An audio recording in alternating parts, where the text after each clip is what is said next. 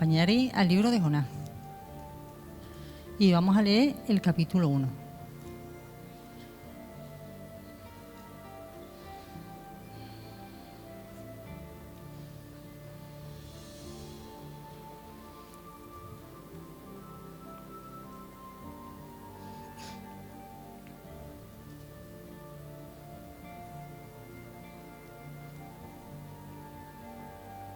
Y leo. Vino palabra de Jehová a Jonás, hijo de Amitai, diciendo: levántate y ve a Nínive, aquella gran ciudad, y pregona contra ella, porque ha subido su maldad delante de mí. Y Jonás se levantó para huir de la presencia de Jehová a Tarsis, y descendió a Jope, y allí halló una nave que partía para Tarsis. Pagando su pasaje, entró en ella para irse con ellos a Tarsis, lejos de la presencia de Jehová. Pero Jehová hizo levantar un gran viento en el mar, y hubo en el mar una tempestad tan grande que se pensó que se partiría la nave. Y los marineros tuvieron miedo, y cada uno clamaba a su Dios, y echaron al mar los enseres que había en la nave, para descargarla de ellos. Pero Jonás había bajado al interior de la nave y se había echado a dormir. Y el patrón de la nave se le acercó y dijo: ¿qué tienes, dormilón? Levántate y clama a tu Dios.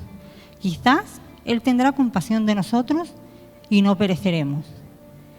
Y dijeron cada uno a su compañero: venid y echemos suertes, para que sepamos por causa de quién nos ha venido este mal. Y echaron suertes, y la suerte cayó sobre Jonás. Entonces le dijeron ellos: decláranos ahora por qué nos ha venido este mal. ¿Qué oficio tienes y de dónde vienes? ¿Cuál es tu tierra y de qué pueblo eres? Y él respondió: soy hebreo y temo a Jehová, Dios de los cielos, que hizo el mar y la tierra. Y aquellos hombres temieron sobremanera y le dijeron: ¿por qué has hecho esto? Porque ellos sabían que huía de la presencia de Jehová, pues él se lo había declarado. Y le dijeron: ¿qué haremos contigo para que el mar se nos aquiete? Porque el mar se iba embraveciendo más y más. Él les respondió: tomadme y echadme al mar, y el mar se os aquietará, porque yo sé que por mi causa ha venido esta gran tempestad sobre vosotros. Y aquellos hombres trabajaron para hacer volver la nave a tierra, mas no pudieron, porque el mar se iba embraveciendo más y más contra ellos. Entonces clamaron a Jehová y dijeron: te rogamos ahora, Jehová, que no perezcamos nosotros por la vida de este hombre, ni pongas sobre nosotros la sangre inocente, porque tú, Jehová, has hecho como has querido. Y tomaron a Jonás y lo echaron al mar, y el mar se aquietó de su furor. Y temieron aquellos hombres a Jehová con gran temor, y ofrecieron sacrificios a Jehová, e hicieron votos. Pero Jehová tenía preparado un gran pez que tragase a Jonás, y estuvo Jonás en el vientre del pez 3 días y 3 noches. Podríamos decir que el profeta Jonás es uno de los profetas de la Biblia que más coraje nos da. El que menos empatía podríamos decir que nos despierta, ¿no? Porque era un profeta desobediente y además poco compasivo. Podríamos decir que hasta arrogante, porque lo que Dios quería hacer, intentar o darle la posibilidad a Nínive de arrepentirse, él no lo quiso hacer. Y ¿qué razón tendría Jonás para, con esta cabezonería, no querer ir a Nínive? Porque alguna razón tendría fuerte, ¿no? ¿Cuál sería la base de su odio hacia esta ciudad, esta inquina que él tenía contra ellos? Pues si tiramos un poquito de la historia, vemos que Nínive era la capital de Asiria, y los asirios eran conocidos por su gran maldad con los pueblos conquistados. Dicen que eran un pueblo bárbaro, los más agresivos, podríamos decir, de aquel tiempo, porque hacían cosas increíbles con sus víctimas. Violaban a las mujeres, asesinaban a los niños, incluso pintaban los muros de la ciudad con la sangre de sus conquistados.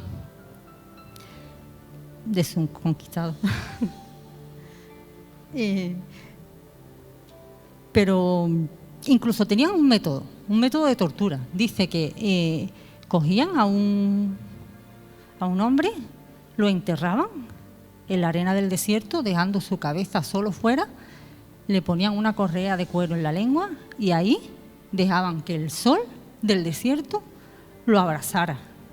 Y se dice que personas que eran torturadas de esa manera enloquecían incluso antes de morir. También se dice que incluso ciudades enteras, antes de que los asirios lo cogieran, lo conquistaran, se suicidaban en masa, con tal de que los asirios no los tomaran como esclavos, sabiendo lo que les esperaba. Entonces, yo pienso, imaginarse que acaba la Segunda Guerra Mundial, ¿no?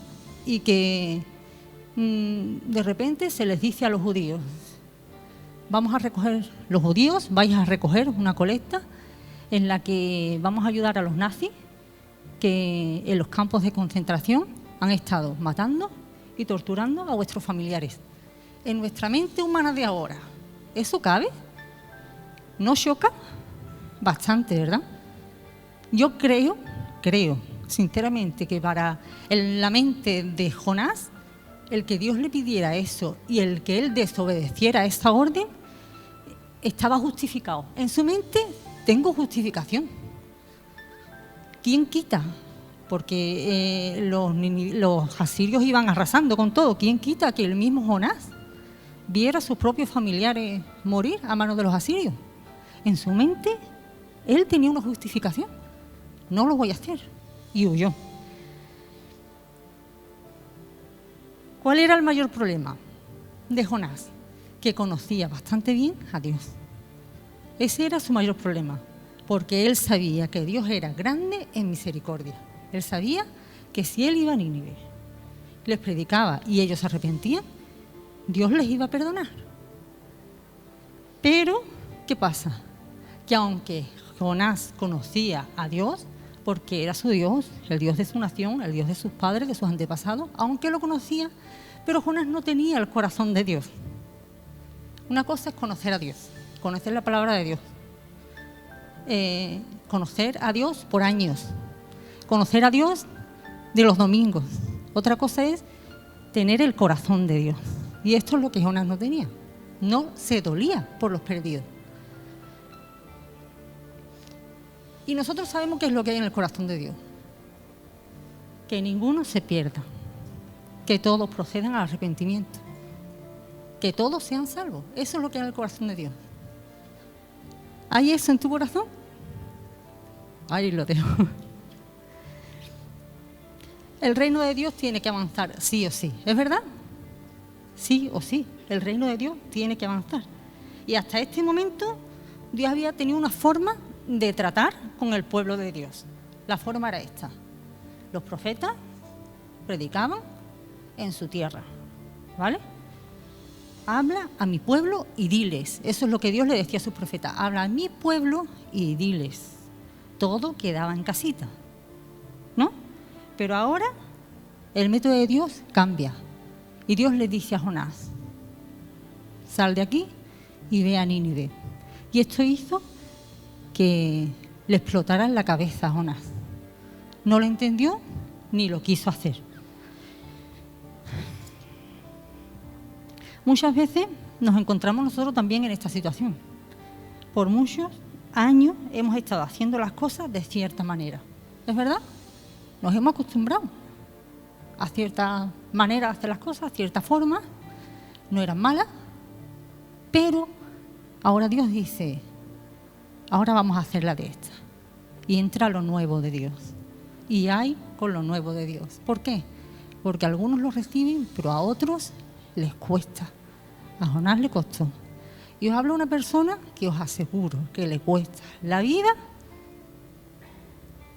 lo nuevo. ¿Sabéis que me fui a Globo? Después de casi 30 años el Señor, me fui a Globo. Me costó, pero decidí y vine. ¿Y sabéis cómo vine? Vino con un llamado de Dios. Cristina, tienes que prepararte, tienes que avanzar. La iglesia tiene que avanzar. No se puede quedar con lo que antes era, con las costumbres, con los métodos, con los modos. Tienes que avanzar, tienes que estudiar. ¿Y qué hace Cristina? En esta ocasión no fue Jonás, en esta ocasión ha sido otro. Y se ha puesto a estudiar. Aseguro que me está gozando la vida. Gracias a Dios por Jenny y por su paciencia, de verdad te lo digo, Jenny. Me está gustando la vida porque soy una desactualizada. No entiendo de ordenadores. Me cuesta trabajo concentrarme, de verdad. El otro día teníamos que buscar cualquier cosa y con el murmullo dices, es que no me entero de mi mente, es que no me estoy enterando, me cuesta trabajo. Pero quiero lo nuevo de Dios. ¿Lo quieres tú? Amén.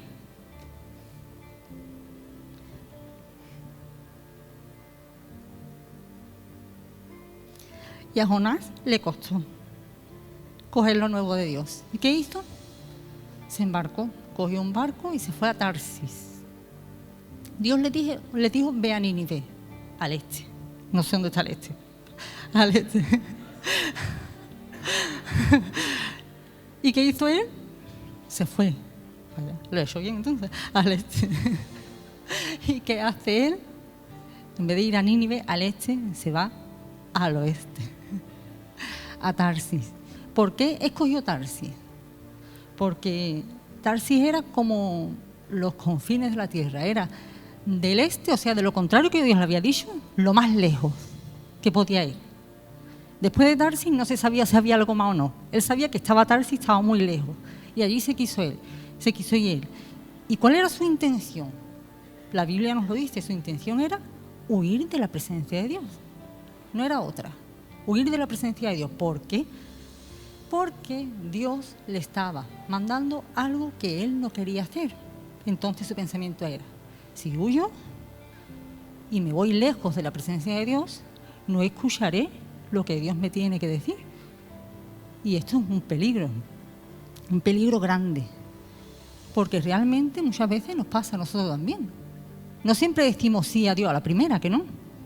¿Y cuál es nuestra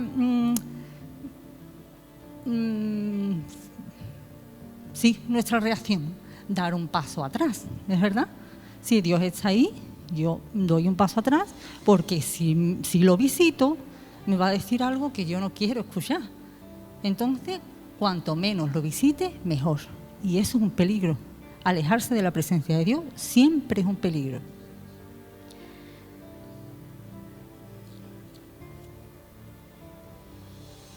¿Sabéis qué? Dice que Jonás se embarcó huyendo de la presencia de Dios, ¿no?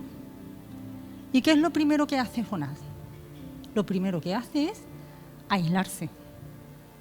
Yo solito me voy a la bodega del barco y ahí los marineros a un lado y yo solo en otro. Me aíslo. Y realmente cuando nos vamos alejando de la presencia de Dios porque no queremos obedecer a Dios, también nos aislamos. No solamente de Dios, sino de los hermanitos también. De los hermanos también.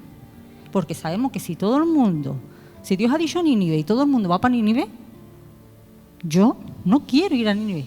Entonces me voy a Tarsis. Y cada vez me alejo un poquito más, me aíslo. Y no solamente se aisló, sino lo segundo que hizo fue dormir. Se fue a la bodega, se aisló, yo solito, con mis cosas, sin que nadie me moleste. Y encima se durmió de tal manera que la Biblia dice que llegó la tormenta, una gran tormenta, y él ni se enteró. Es que ni se coscó. No se enteró. Y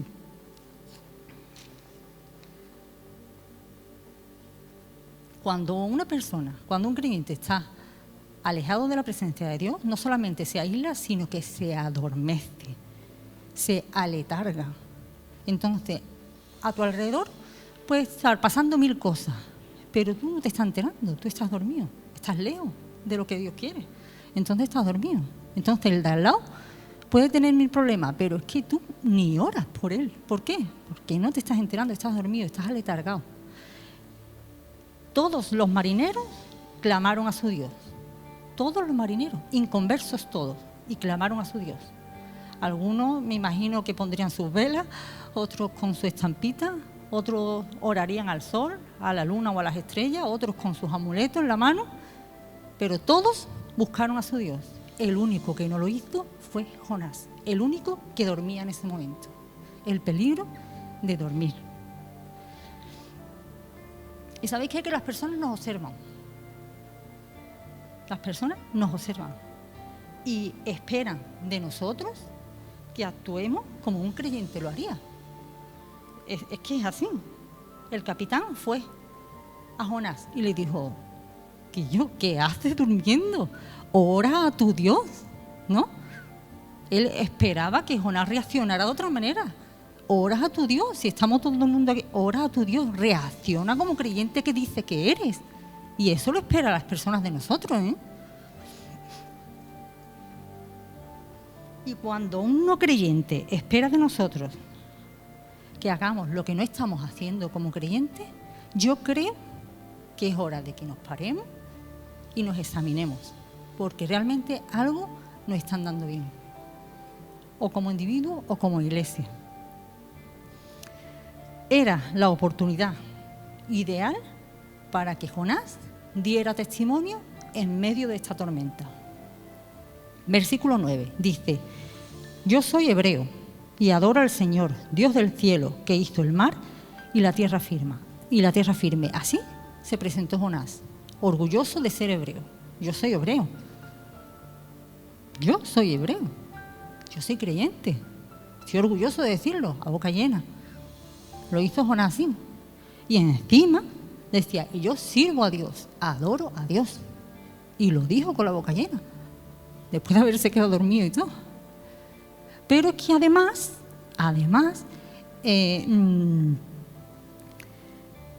habló de la soberanía de Dios. O sea, yo soy hebreo, yo sirvo a Dios. Ese Dios que ha hecho los cielos, que ha hecho la tierra, que ha hecho el mar, ese es mi Dios. Y habló, y habló, y habló.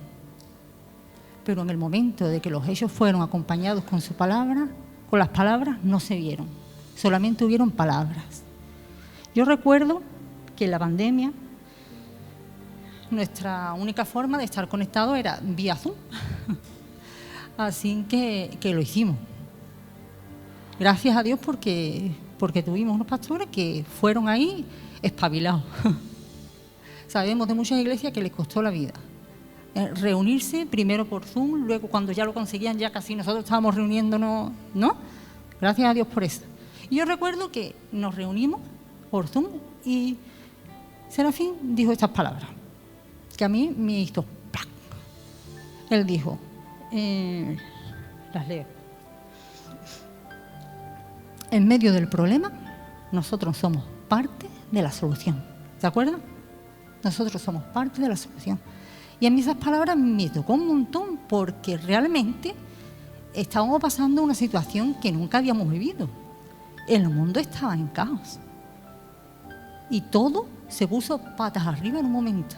Había temor, había incertidumbre, había personas muy dolidas porque familiares suyos estaban muriendo, porque viejitos estaban muriendo solos. Y la gente tenía mucho temor. Y yo en ese momento también tenía miedo. Digo, Dios mío, ¿esto qué es? ¿Qué nos ha venido a nosotros encima? Y esas palabras me hizo un clac, de verdad. Porque pensé, es verdad, es que en medio de este problema nosotros somos parte de la solución. Y Jonás no supo ser parte de la solución. Él no supo dar testimonio, él simplemente habló, pero a la hora de actuar no actuó. Él podría haber dicho, vamos a ver, vamos a pararnos. Sí, es verdad, yo soy hebreo, este es mi Dios y ahora yo me voy a arrepentir de lo que yo he hecho, os voy a pedir a ustedes que os arrepintáis por ser inconversos todos y aquí Dios nos va a salvar de la tormenta. Y no lo hizo, no aprovechó la oportunidad. Aprovechemos nosotros las oportunidades que se nos presentan, porque se presentan, os lo digo, día a día. Y seamos parte de la solución en medio del problema.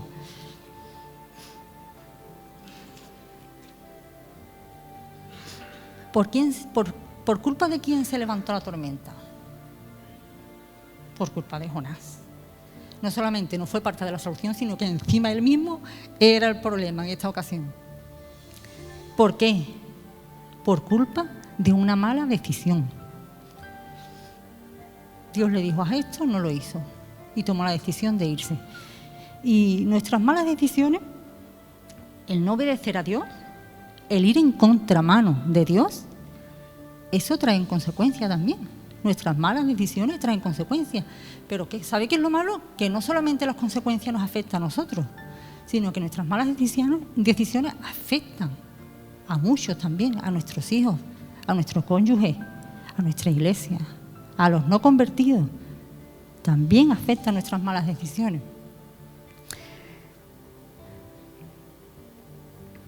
¿Por qué Dios no impidió el viaje de Jonás? Porque él era Dios. Él sabía que ese viaje no era suyo. Vamos a ver, este viaje no es mío, Jonás, así que no vayas, ¿no? ¿Por qué no lo impidió y dejó que se embarcara?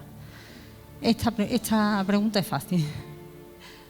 Por el libre albedrío. Se lo comentamos a los niños en la escuela dominical. No somos robots. Dios no nos hizo robots, nos hizo personas. Nos hizo hijos suyos para que tomemos la decisión que creamos que tenemos que tomar en cada momento. ¿Es verdad? Libre albedrío.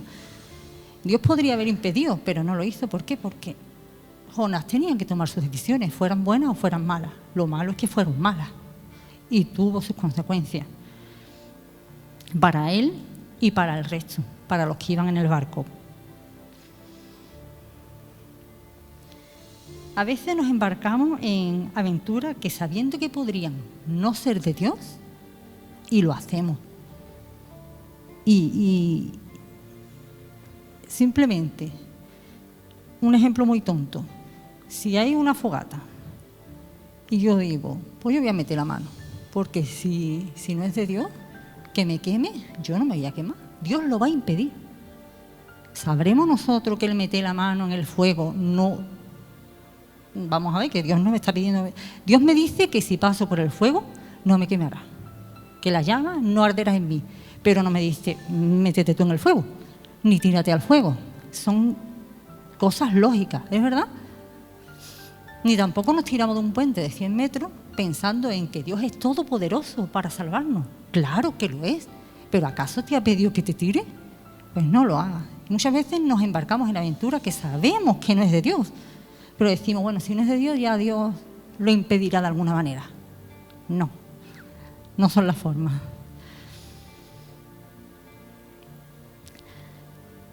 Lo bueno es del libro de Jonás, el amor de Dios. ¿Por qué? Porque a pesar del lío que formó Jonás, Dios en su gran, inmenso amor tuvo misericordia de estos marineros. A pesar de, José Luis decía, ¿no? Para mi sorpresa, 2 personas se han convertido al Señor. A pesar de, ¿no? Él decía, yo venía todo ancho, pero sé que no soy yo. A pesar de mí, Dios lo hace. ¿Por qué? Porque Dios es grande en misericordia y su amor es grande. Dice el versículo 15 y 16. Luego alzaron a Jonás, lo arrojaron al agua y el mar se calmó. Al ver esto, aquellos marineros se sintieron sobrecogidos por un gran respeto hacia el Señor y le ofrecieron un sacrificio acompañado de promesas. Dios en su misericordia no solamente los salvó de morir ahogado, sino que encima les dio la oportunidad de entregarle su vida y sus corazones. ¿Amén? Serafín nos compartió la semana pasada sobre la paciencia de Dios. Y Dios tuvo mucha paciencia con Jonás. Dice el Salmo 145:8, el Señor es clemente y compasivo, paciente y grande en amor. Así que sabemos que Dios salvó por un lado a los marineros, pero también sabemos que no dejó que el final de Jonás fuera ese, el morir ahogado, sino que ya Él había dispuesto un gran pez que se tragara a Jonás y que lo mantuviera con vida.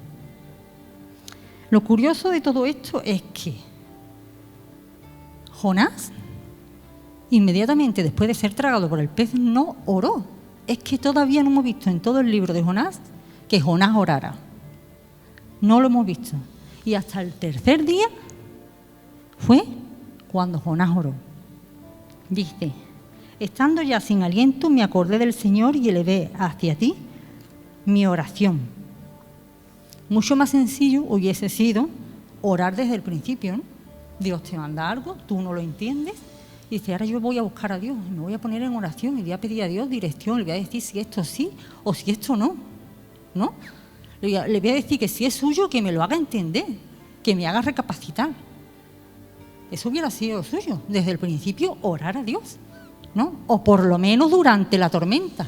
Estoy pasando esta tormenta, no he obedecido a Dios, estoy viendo que me va a quitar de en medio, voy a orar a Dios. Tampoco durante la tormenta, ni siquiera cuando se lo tragó el pez, sino hasta el tercer día, con sus 3 noches, en medio de toda la porquería del pez, es cuando Jonás ora a Dios. Tuvo que tocar fondo. Y no nos escandalicemos de esto, porque muchas veces, muchas personas y muchos creyentes somos así. Tenemos que tocar fondo para al final volvernos a Dios. ¿Es verdad?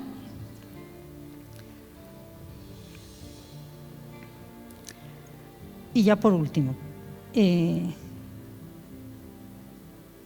Dios es Dios de segundas oportunidades. Una vez que Jonás oró, ya, por fin se volvió a Dios y Dios hizo que el pez fuera y lo vomitara en tierra firme. Y ahora le dijo: y ahora, Jonás, ve y dile a Nínive, predica en Nínive. Segundas oportunidades, mismo mensaje. Porque realmente, aunque cada uno de los creyentes tenga un llamado específico, pero el llamado común y general para todo es ir y predicar el Evangelio. Ese fue el mensaje del principio y el mensaje de después. Ve y predica a Nínive. Al fin y al cabo, a eso estamos llamados todos los creyentes, ¿sí? Si yo en una frase dijera la enseñanza del libro de Jonás, sería esta: Dios no nos desecha por nuestra falta de fidelidad. Gracias a Dios por eso, ¿eh? Si no, apaga y vámonos, porque aquí no quedábamos ni uno.